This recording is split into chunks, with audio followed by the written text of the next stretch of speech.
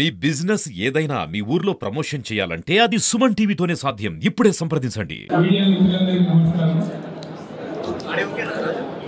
కరీంనగర్ జిల్లా మిత్రులందరికీ అనుకుంటున్నాను.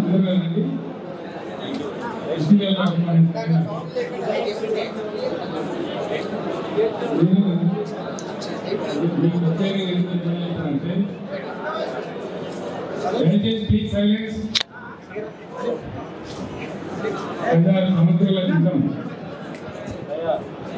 నేను పాత కరీంనగర్ జిల్లాకు వచ్చినప్పుడు కరీంనగర్ టౌన్లో జరిగినటువంటి మీడియా సమావేశంలో నేను మీకు స్పష్టంగా ఒక మాట చెప్పాను. అది నేను మహారాష్ట్ర ముఖ్యమంత్రి దేవేంద్ర ఫడ్నవీస్ గారు, ఏపీ ముఖ్యమంత్రి జగన్మోహన్ రెడ్డి గారు, ఆనాటి గవర్నర్ నరసింహన్ గారు, మేమంతా కలిసి కాళేశ్వరం ప్రాజెక్టు ఇనాగరేషన్ చేసిన తర్వాత కరీంనగర్ వచ్చిన సందర్భంలో మాట్లాడుతూ చెప్పిన మాట, నువ్వు ఎవరెక్కడ పోయినా కాళేశ్వరం పని కంప్లీట్ అయింది కాబట్టి కరీంనగర్ జిల్లాకు మాత్రమే దూరం ఉండదు. ఈ జిల్లాలో 4 సజీవ జలధారలు అమృతధారలు ఉంటాయి. నిరంతరం ఈ జిల్లాను కాపాడే ఆ సజీవ జలధారలను మనం సృష్టించింది. యావత్ కరీంనగర్ జిల్లా ప్రజలు కర్ణాటక చూసింది, వాటి ఫలితాన్ని కూడా అనుభవించింది. అవన్నీ కూడా అనుభవంలో కూడా వచ్చినాయి కరీంనగర్ జిల్లా ప్రజలకు. వాటి ఫలితాలు కూడా అన్ని వచ్చింది. ఒకటి మానేరు వాగు, అప్పర్ మానేరు జలాశయం దగ్గర మొదలుపెట్టుకొని అన్నారం బ్యారేజ్లో గోదావరి దగ్గర కలిసే వరకు నిరంతరం నీళ్లతో కలకలనేటువంటి చెక్ డ్యామ్లతో, ఇంటర్మీడియట్ డ్యామ్లతో, కాళేశ్వరం నీళ్లతోని కలకలాడుతూ ఉంటుంది. నేను చెప్పిన దాన్ని చూసిన కళ్ళారా ప్రజలు గత 5 ఏళ్ళు ఆగి. రెండవ జలధార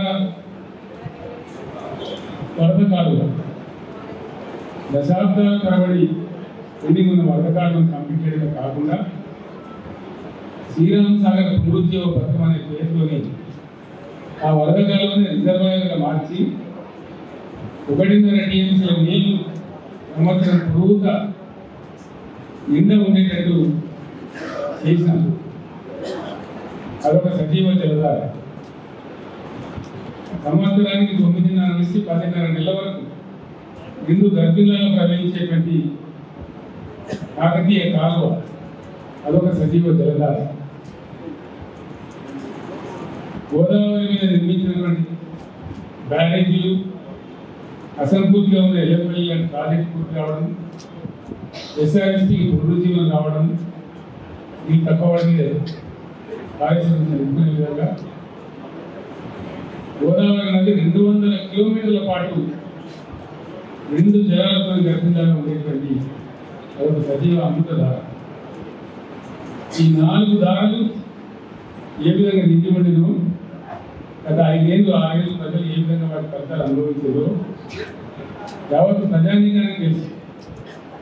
నేను మాట్లాడుతున్న ఈ మాట కరీంనగర్ జిల్లా ప్రజలు వాళ్ళ ఇళ్లలో టీవీలలో చూస్తూ ఉన్నారు.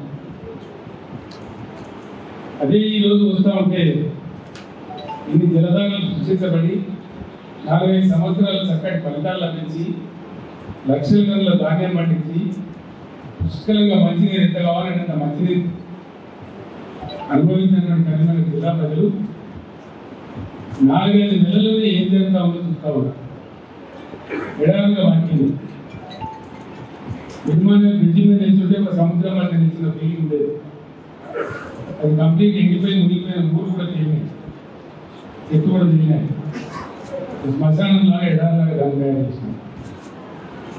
లోయమానే డ్యామ్ ఎంత అద్భుతంగా ఉండేదో, ఎండాకాలం తర్వాత కూడా మేరేళ్ళ తర్వాత కూడా ఎంత సగం డ్యామ్ నిండిపోయినానో, కరీంనగర్ లాంటి పట్టణానికి, సిద్దిపేట పట్టణానికి, చుట్టూ ఉండే అనేక పట్టణాలకు నిరంతరం నీళ్ళు ప్రతిరోజు ఎంత కావాలన్నా పుస్తకాలు నీళ్ళు ఎట్లా ఇచ్చిందో అది కూడా చూసినారు. మాగిరి గంగాధర్ గారు ఉన్నారు, గంగుల కమలాకర్ గారు ఎప్పుడు నేను భోజనం చూస్తే అక్కడ కరీంనగర్ టౌన్ మేయర్ గారు, కార్పొరేటర్లు ఇతర ప్రజలు చెప్తా ఉంటారు, రోజు మీరు వచ్చేసారు కరీంనగర్ టౌన్లో అట్లాంటి ఆల్టర్నేటివ్ డే చేసిండు, ఇంకా 2 రోజులైతే 3 రోజులు అంటారు, 4 రోజులు అంటారు, భయమే కాదు నేను చెప్తా ఉన్నాను. ఎందుకు ఈ పరిస్థితులు వచ్చినాయి? నేను మన సూర్యాపేట కూడా చెప్పినాను, ఇది ప్రస్తుత ప్రభుత్వం యొక్క తెలివి తక్కువ, అసమర్థత, అవివేక, చెవట విధానాల వల్ల, అల్పకత్వం వల్ల ఈ దరిద్రం మన రాష్ట్రానికి వచ్చింది.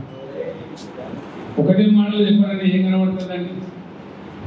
2014 కన్నా ముందు తెలంగాణలో ఏ గోస, ఏ ఏడుపు, ఏ బాధ, ఏ మంచినీళ్ళ ట్యాంకర్లు, ఏ బిందెల కొట్టాడులు, ఏ కాలిపోయిన మోటార్ల రిపేర్లు వేలాది లక్షలాదిగా ఏ సీన్ 2014 ముందు కనబడతాం మళ్ళీ అదే సీన్ పునరావృతం.